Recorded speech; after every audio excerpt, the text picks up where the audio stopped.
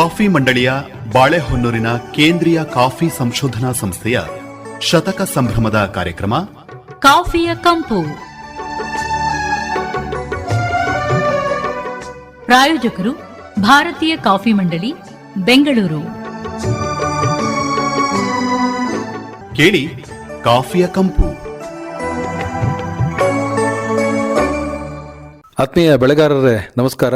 ಇವತ್ತಿನ ಸಂಚಿಕೆಗೆ ಸ್ವಾಗತ.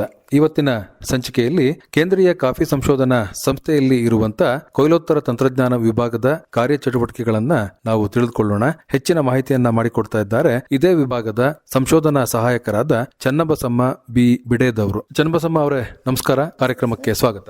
ನಮಸ್ಕಾರ ಸರ್. ನಿಮ್ಮ ವಿಭಾಗದ ಪರಿಚಯವನ್ನ ಮಾಡಿಕೊಡಿ. ನಮ್ದು ಕೊಯ್ಲೋತ್ತರ ತಂತ್ರಜ್ಞಾನ ವಿಭಾಗ ಸರ್. ಈ ವಿಭಾಗ 2014ರಲ್ಲಿ ಪುನಃ ಆರಂಭ ಆಯಿತು.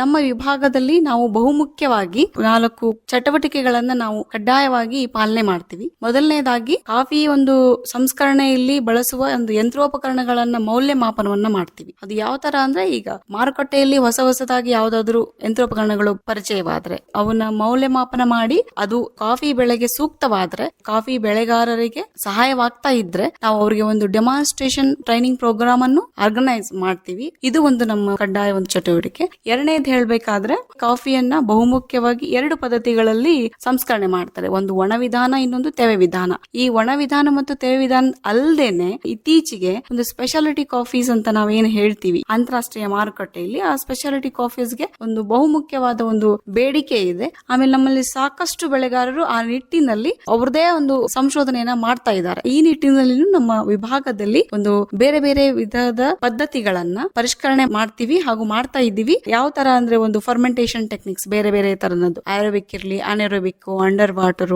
ಇದು ಒಂದು ಹುದುಗುವಿಕೆಯ ವಿಧಾನಗಳು ಬೇರೆ ಬೇರೆ ತರದ್ದು. ಅದರಲ್ಲಿ ಅವಧಿಯನ್ನ ಹಾಗೂ ಬೇರೆ ಬೇರೆ ಕಿಣ್ವಗಳನ್ನ ಬಳಸಿ, ಎಂಜೈಮ್ಸ್ ಅಂತ ನಾವೇನ್ ಹೇಳ್ತೀವಿ, ನಾವು ವಿವಿಧ ಒಂದು ಹುದುಗುವಿಕೆ ತಂತ್ರಜ್ಞಾನಗಳನ್ನ ಅಲ್ದೇನೆ, ಈಗ ಹನಿ ಕಾಫಿ ಅಂತ ಏನ್ ಹೇಳ್ತೀವಿ, ಇನ್ನೊಂದು ಪಲ್ಪ್ ನ್ಯಾಚುರಲ್ಸ್ ಅಂತ ಏನ್ ಹೇಳ್ತೀವಿ, ಈ ತರಹದ ಸುಮಾರು ಒಂದು ವಿವಿಧ ಸ್ಪೆಷಾಲಿಟಿ ಕಾಫಿಗಳ ಸಂಶೋಧನೆಯನ್ನು ನಾವು ಮಾಡ್ತಾ ಇದ್ದೀವಿ. ಇದು ಎರಡನೇ ಒಂದು ಚಟುವಟಿಕೆ. ಮೂರನೇ ಚಟುವಟಿಕೆಗೆ ಬಂದ್ರೆ, ತೆವೆ ವಿಧಾನದಿಂದ ಅಥವಾ ಹಸಿ ಪದ್ಧತಿ ಸಂಸ್ಕರಣೆಯನ್ನ ಕಾಫಿಯನ್ನು ಮಾಡೋದ್ರಿಂದ ನಮ್ಗೆ ಹಸಿ ತ್ಯಾಜ್ಯ ಉತ್ಪಾದನೆ ಆಗುತ್ತೆ. ಯಾವುದಂದ್ರೆ ಕಲ್ಮಶಯುಕ್ತ ನೀರು. ನಮ್ಮ ರಾಜ್ಯ ಮತ್ತು ಕೇಂದ್ರ ಮಾಲಿನ್ಯ ನಿಯಂತ್ರಣ ಮಂಡಳಿಗಳು ಅವರದೇ ಆದ ಒಂದು ಮಾನದಂಡಗಳನ್ನ ಸೂಚಿಸ್ತಾರೆ. ನಾವು ಒಂದು ಕಲುಷಿತ ನೀರಿನ ಹೊರಸೂಸುವಿಕೆಯು ಯಾವ ತರ ಒಂದು BOD, COD, pH, ಈ ಒಂದು ಕಲುಷಿತ ಒಂದು ಪರಿಮಾಣಗಳು ಅಂತ ಏನ್ ಹೇಳ್ತೀವಿ, ಇವು ಎಷ್ಟಿರ್ಬೇಕು ಇನ್ನೂಟಿಲ್ ನಾವು ಅದರದೇ ಆದ ಮಾನದಂಡಗಳನ್ನ ಸ್ಟೇಟ್ ಪೊಲ್ಯೂಷನ್ ಕಂಟ್ರೋಲ್ ಬೋರ್ಡ್ ಮತ್ತೆ ಸೆಂಟ್ರಲ್ ಪೊಲ್ಯೂಷನ್ ಕಂಟ್ರೋಲ್ ಬೋರ್ಡ್ ಅವರು ಅನುಮೋದಿಸಿದ್ದಾರೆ.